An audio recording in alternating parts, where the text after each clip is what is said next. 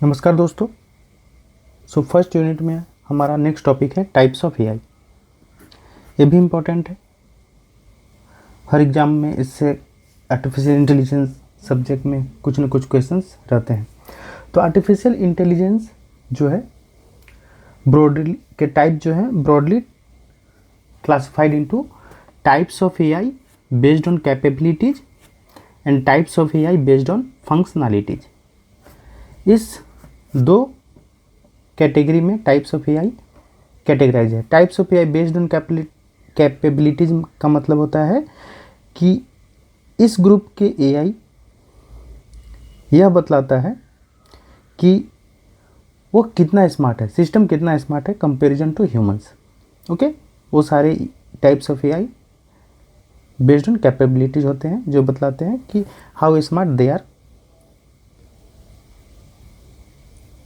AI based on capability talks about how intelligent an AI system is compared to humans. And this group जो A है, जो first वाले group है types of AI based on capabilities, and second group है types of AI based on functionalities. तो this group describes how an AI system are built and how they are operate internally. जो AI के types है उसमें first बतलाता है कि ये कितना स्मार्ट सिस्टम है, एंड सेकेंड बतलाता है कि एआई सिस्टम कैसे बना है और यह इंटरनली कैसे ऑपरेट करता है। तो हम लोग हर एक टाइप को वन बाय वन जाते हैं एंड देखते हैं। टाइप्स ऑफ एआई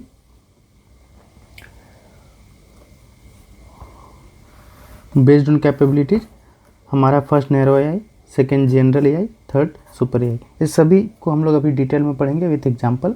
आप लोग का सारा कंसेप्ट क्लियर हो जाएगा। मैंने थ्योरी भी लिख कर रखे हैं, यहीं पे जो बोलूँगा आपको अंडरस्टैंड करा दूंगा। नेक्स्ट है types of AI based on functionalities.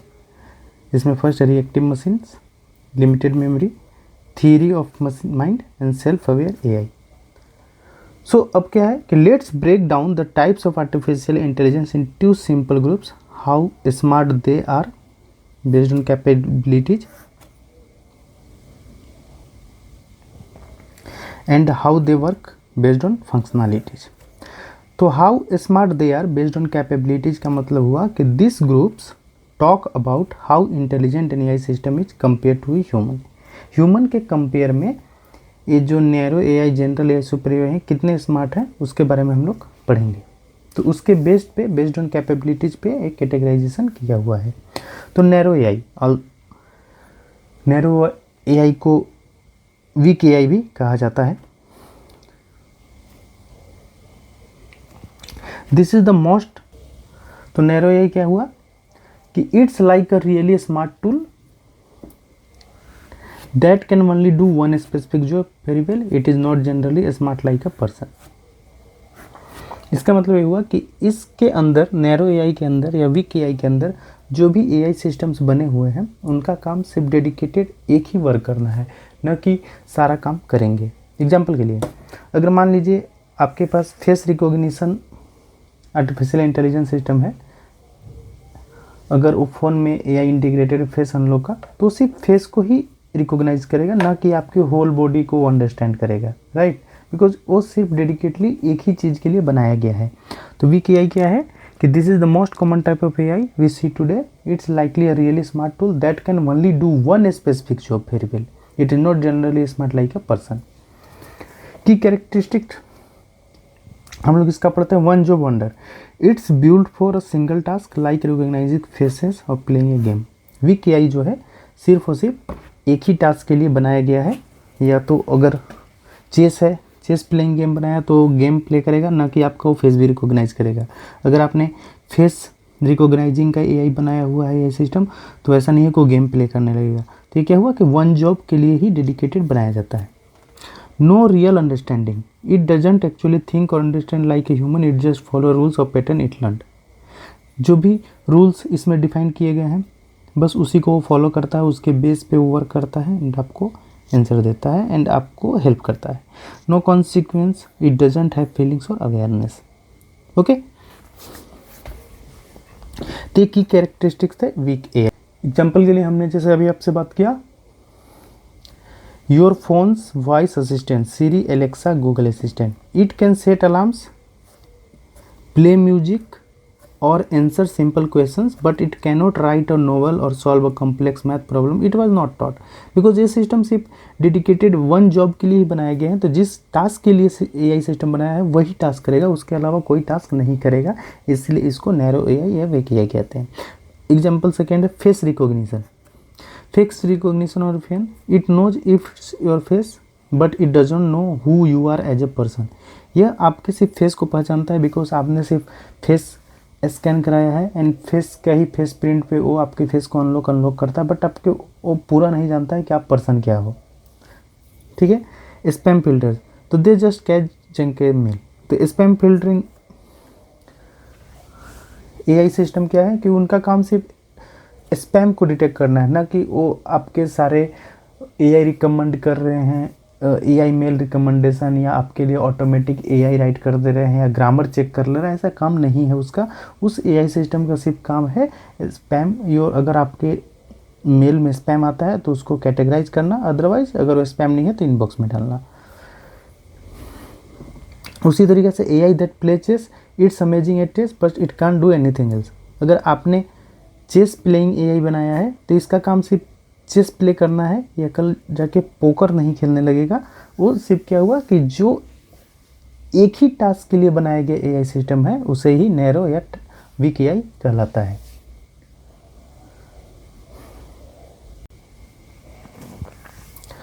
तो अभी के समय में मोस्ट ऑफ द एआई जो है वो नैरो एआई है, नैरो एआई के कैटेगरी में ही आते हैं। नेक्स्ट टाइप ऑफ एआई है general AI, also called strong AI और human level AI. Imagine an AI that can learn, understand and do anything like a human can do, it would be just as smart as flexible as human. अगर human का जो सारा behaviours है अगर वो सारा का सारा सिमुलेट कर दिया जाए तो वो एक क्या हो गया, जनरल एआई कराया था। ह्यूमन लेवल एआई हुआ, माने जो भी ह्यूमन सोच रहा है, थिंक कर रहा है, कोरिलेट कर रहा है, न्यू सिचुएशंस को देख के अडेप्ट कर ले रहा है ऑटोमेटिकली, तो ये क्या हुआ, जनरल लेवल एआई हुआ, स्ट्रॉन्ग एआई के कैटेगरी में आता है। इसके की कैरेक्टरिस्टिक्स है, की कैरेक्टरिस्टिक्स पढ़ते हैं। All round smart, can learn new things and solve problem in many different areas, not just one. ये सिर्फ डेडिकेटेड सिर्फ एक प्रॉब्लम को सॉल्व नहीं करेगा, ये ह्यूमन लेवल की तरह थिंक करेगा, एडेप्ट करेगा, सिचुएशंस को अकॉर्डिंगली प्रोसेस करेगा जैसे हम लोग करते हैं। Things like a human, can understand new ideas, be creative and reason about things. Next characteristics है जनरल एआई का, adapt to new situation, if you give it a new challenge it figure out how to deal with. Okay, and यह system अभी तक exist नहीं हो रहा है, doesn't existed, this is still a dream for the future, not something we have today. So general AI अभी इसके मतलब पूरा ह्यूमन लेवल एआई, मतलब कि सारा का सारा ह्यूमन को बिहेवियर्स को सिमुलेट कर देना, ह्यूमन्स लेवल का आर्टिफिशियल इंटेलिजेंस अभी तक नहीं बना है, बट इस पे अभी भी वर्क हो रहा है, फ्यूचर ड्रीम है सो करने का। Example, these are ideas from movies और book as it doesn't exist it.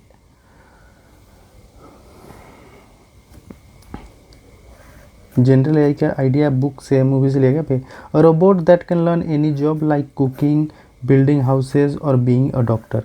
जैसे हम ह्यूमन लेवल एआई क्यों इसको कहा जा रहा है कि ह्यूमन जो जो काम करता है, जैसे जॉब पे हम जाते हैं आते हैं, लाइक कुकिंग करते हैं, होम बनाते हैं, एक डॉक्टर है वो पेशेंट का ट्रीटमेंट करता है, उसका बिहेवियर चेक करके उसका इलाज करता है। तो अभी भी ये सारे सिस्टम, ये सारे फील्ड में अभी एआई पूरी तरह से इनेबल्ड नहीं है, अभी कुछ इस पे रिसर्च ही चल रहा है, अभी तरह से हमें नहीं बोल सकते कि फुली फंक्शनल हो गए। An AI that can have deep conversation with you about anything, understand your feelings and even come with a new idea. तो इस पे अभी वर्क हो ही रहा है, फ्यूचर ड्रीम है। तो जनरल एआई इस टाइप के एआई जो है जनरल एआई है। ओके, नेक्स्ट टाइप है हमारा बेस्ड ऑन कैपेबिलिटीज में सुपर एआई। तो एआई है, इसको सुपर एआई क्यों बोला गया है, तो ऐसा एआई सिस्टम जो कि रियल वर्ल्ड प्रॉब्लम को सॉल्व करे और बिगेस्ट प्रॉब्लम को सॉल्व कर सके।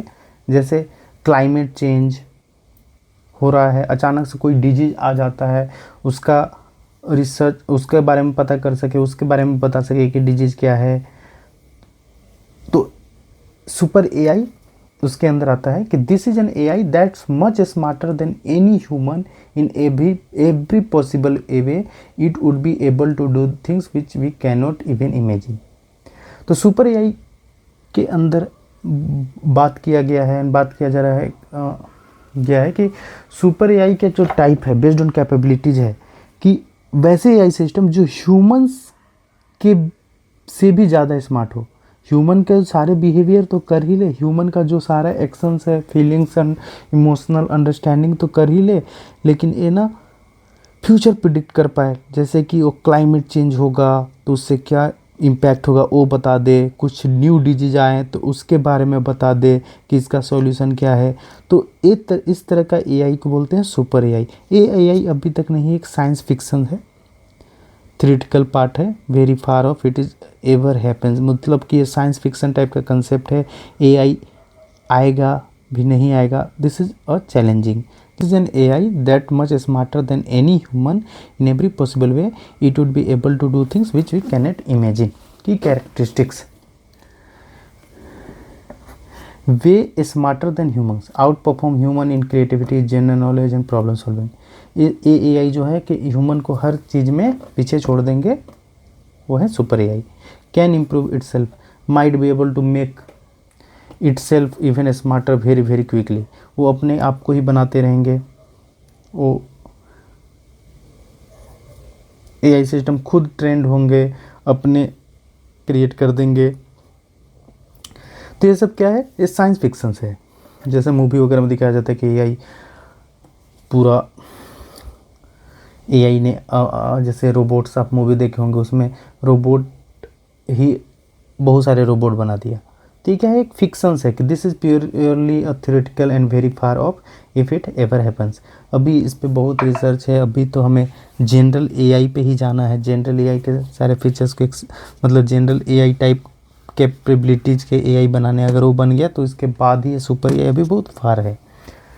ओके, तो एग्जाम्पल के लिए हमने जैसे बोला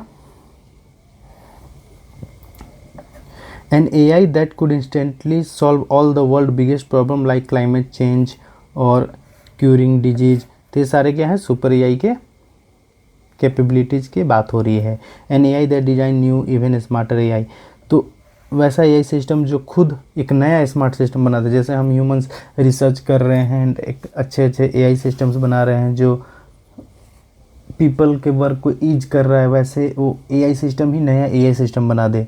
तो ये अभी मतलब कि फिक्शंस है, थ्योरेटिकली है, अभी इस पे वर्क नहीं हुआ है। And this type of AI comes under the super AI. Okay, so this is the concept of super AI.